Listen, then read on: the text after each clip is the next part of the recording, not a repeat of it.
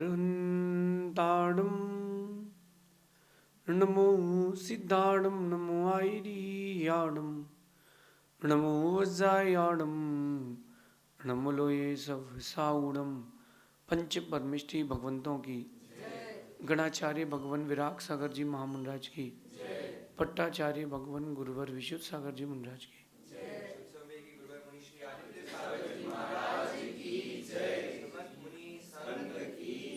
या हम सभी अपने जीवन में सुख और गुणों की अभिवृद्धि के लिए नीति के विषयों का श्रवण कर रहे हैं।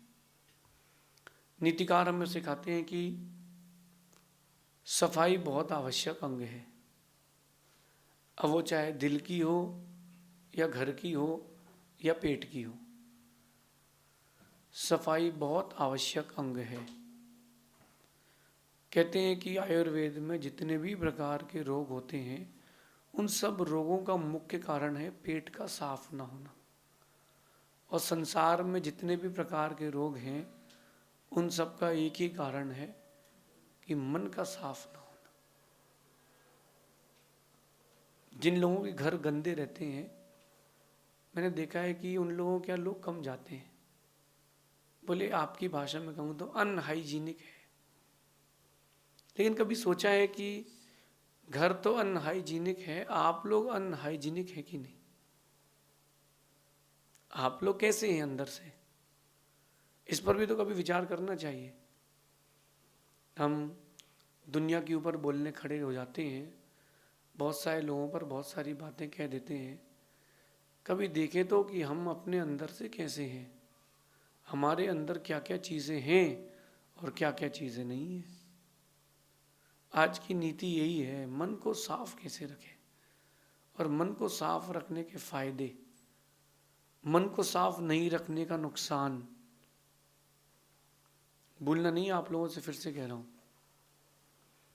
घर साफ नहीं होगा तो कम लोग आएंगे, घर साफ नहीं होगा तो रोग भी बढ़ जाएंगे, पेट साफ नहीं होगा तो निश्चित मानना कि आपको सारी बीमारियां लग जाएंगी। लेकिन अगर मन साफ नहीं है आपका, तो आप अच्छे इंसान नहीं हो। आज की नीति कह रही है कि मन में बात रखने से फासले हो जाते हैं और मन की बात रखने से फैसले हो जाते हैं।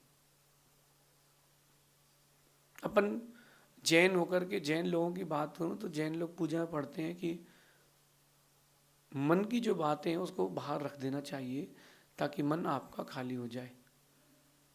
मन में जो आए उसको अपने वचनों में बोल करके एकदम निर्विकल्प और निर्विकृत हो जाओ। लेकिन आज का दौर ये चल रहा है कि व्यक्ति अपनी बातों को मन में, जहन में इतने लंबे समय तक रखता है कि वो रोग बन जाती है। अक्सर जो रिश्ते टूटते हैं वो गलतियों से कम गलत फहमियों से ज़्यादा टूटते हैं।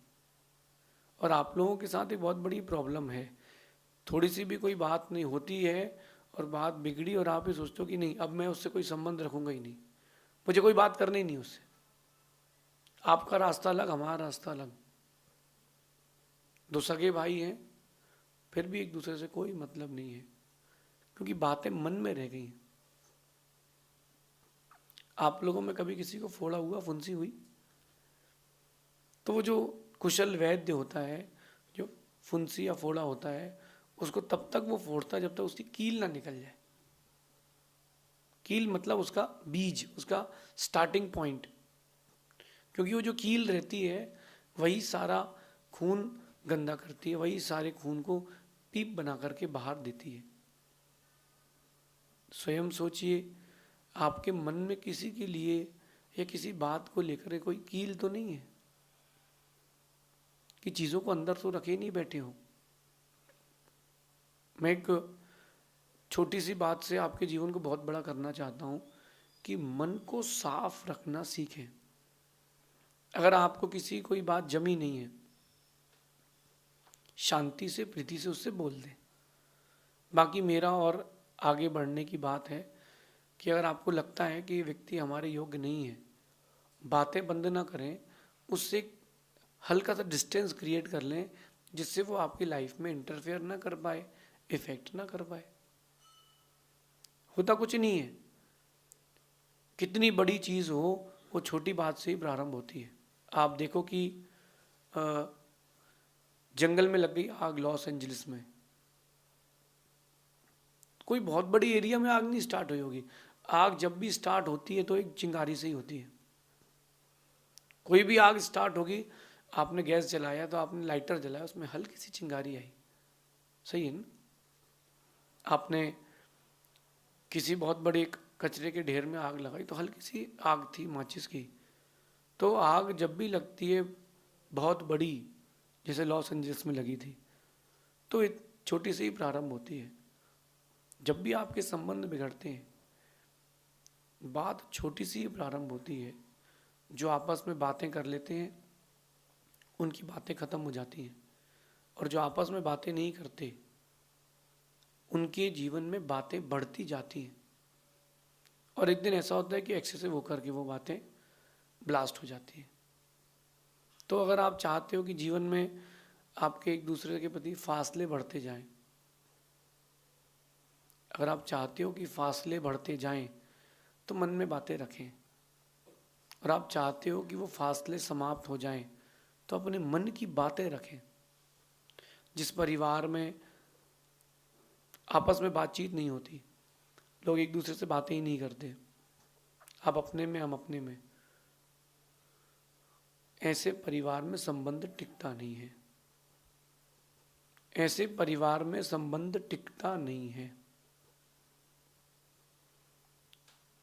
आज के इस दौर में पहले के दौर की बात कर लेते हैं। पहले के दौर में लोग रोज शाम को 6:30-7 बजे, क्योंकि लाइट इतनी नहीं थी, अपने घर के बाहर बैठते थे 4-6 लोग, और उन्होंने यहाँ वहाँ की 2-4 बातें करी, क्या चल रहा है क्या चल रहा है, और 8 बजे सो गए। अब एक दूसरे से बात नहीं कर रहे हैं, फोन में ही सब व्यस्त हैं।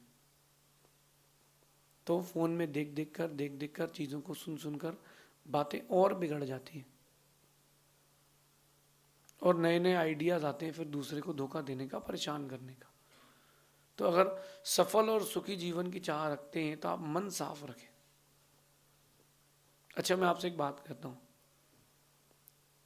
आपके घर के किसी कमरे में कीचड़ है, कंडीशंस देखना आपके घर के किसी कमरे में कीचड़ है, और वहां जाओगे तो पैर गंदा हो जाएगा, और वहां कोई सामग्री रखी है तो आप उठाने जाओगे क्या? वहां जाना पसंद नहीं करोगे, आप बोलोगे यार वहां बहुत गंदगी, मैं नहीं जाऊंगा। इंसान ऐसी फितरत का है कि गंदा करने के लिए भी साफ जगह ढूंढता है। आप जब सुबह फ्रेश होने जाते हो तो अगर 5 टॉयलेट है तो आप 5 में सबसे फ्रेश टॉयलेट जो है आप उसको प्रेफर करोगे। मतलब बात समझना, इंसान की फितरत है कि वो गंदा करने के लिए भी साफ जगह ढूंढता है। अब जिस जगह पर गंदगी है, जिस जगह पर गंदगी है उस जगह पर आप पैर रखना पसंद नहीं करते हो, और अगर आपके हृदय में, आपके मन में गंदगी है, तो परमात्मा का वास आपके अंदर में कैसे होगा? कैसे होगा? जब तक सफाई नहीं होगी तब तक कुछ नहीं होगा। 8, 10, 15 शिष्य थे, उन्होंने कहा गुरुजी एक मंत्र दे, हम लोग जिस मंत्र की सिद्धि करके बड़ी बड़ी सिद्धियों को प्राप्त करें। गुरु ने सारे शिष्यों को एक एक मंत्र दे दिया। 1 महीना हो गया, साल भर होगा, कोई सिद्धि नहीं हुई, किसी प्रकार की कोई भी सिद्धि नहीं हुई। फिर गुरु ने कहा कि बेटा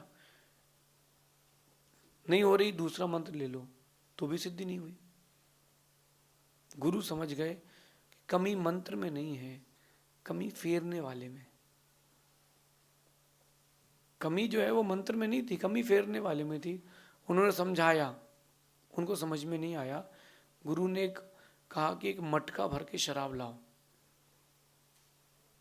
एक मटका भर के शराब मंगाई और कहा सभी शिष्यों से कि एक एक गिलास शराब भर के मटके से शराब निकाल करके कुल्ला करके आप बाहर थूक देना, एक बूंद भी आपके अंदर नहीं जाना चाहिए। ठीक है, गुरु आज्ञा सिरोधार्य। गुरु आज्ञा सिरोधार्य। सभी शिष्यों ने मिलकर के वो शराब की गिलास से भरा और कुल्ला करना चालू कर दिया। 15 मिनट में मटका खाली। अब गुरु जी पूछते हैं, बेटा चढ़ा कि नहीं, शराब का नशा आया कि नहीं? बोले नहीं गुरु जी, आया ही नहीं। क्यों? बोले हमने यहां बंद करके रखा था। बात समझना, उन्होंने कहा कि हमने यहां बंद करके रखा था, तो हमारे को नशा चढ़ा ही नहीं, हम अंदर ही नहीं ले गए। शराब को अंदर ही नहीं ले गए तो नशा कैसे चढ़ेगा? गुरु ने कहा बस यही बात है, अभी तुम मंत्र को अंदर ही नहीं ले गए। जिस दिन तुम मंत्र को अंदर ले जाओगे उस दिन मंत्र सिद्ध होगा। अब इसी कथा को, इसी दृष्टांत को अपने विषय पर लगाना। जब तक आपका ढक्कन बंद है तब तक आपको चीजें नहीं मिलेंगी। अपन जब तक खोलेंगे नहीं द्वार तब तक चीजें ना आएंगी ना जाएंगी। बड़ा गंभीर विषय है। मन में कभी बातें ना रखें, मन में कभी बातें ना रखें। आपके मन में किसी के प्रति कोई बात आ गई हो, बैठा करके पहले क्षमा मांग लें और उससे अपनी सारी बातें कह दें कि ऐसी ऐसी बात है और ये मेरे को मन में पीड़ा है। बोल देने से संबंध बचे रहते हैं।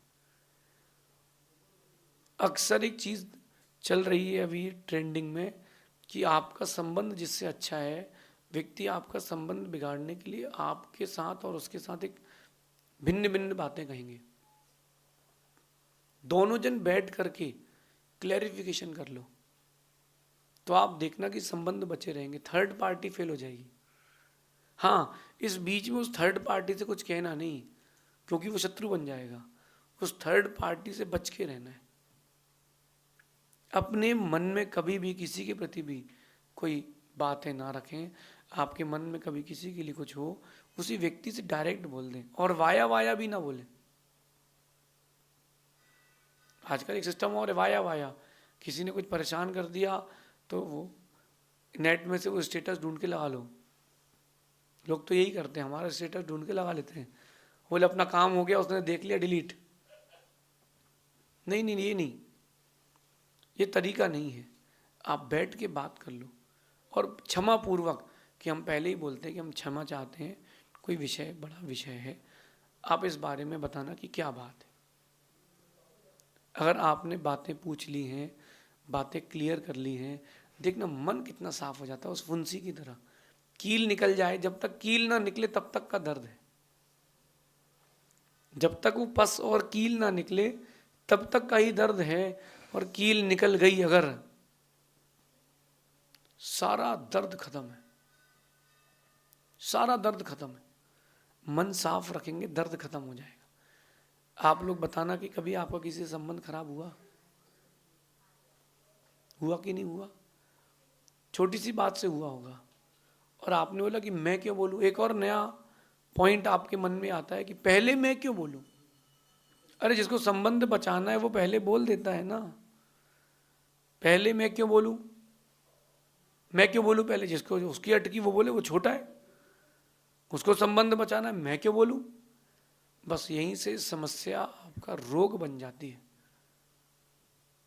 अगर मन खराब है किसी का, उसके पास सुंदर घर हो, गाड़ी हो, पैसा हो, संपत्ति हो, सुकून नहीं मिलता। क्यों ना अपन खाली होना सीखे। मैं आपसे एक शब्द कह रहा हूं, उसको अंदर अंदर आप दोहराना, हल्के हो जाओ। क्या हो जाओ?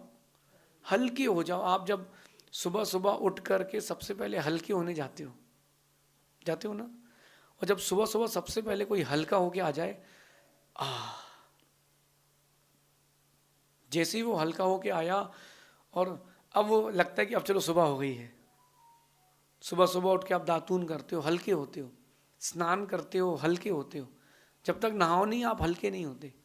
जब तक आप फ्रेश होके नहीं आते हो तब तक आप हल्के नहीं होते। ऐसे ही अपनी लाइफ में हर दिन हल्का होना सीखें। अपने कॉन्टेक्ट लिस्ट खोलें, किस किस व्यक्ति से कौन कौन सा बैर है, किस किस से क्या क्या बातें हुई हैं, खाली करो, हल्के हो जाओ। अगर आप रोज भोजन करो, रखते जाओ अंदर, कुछ दिन में मर जाओगे भाई साहब, कुछ दिन में आप मर जाओगे।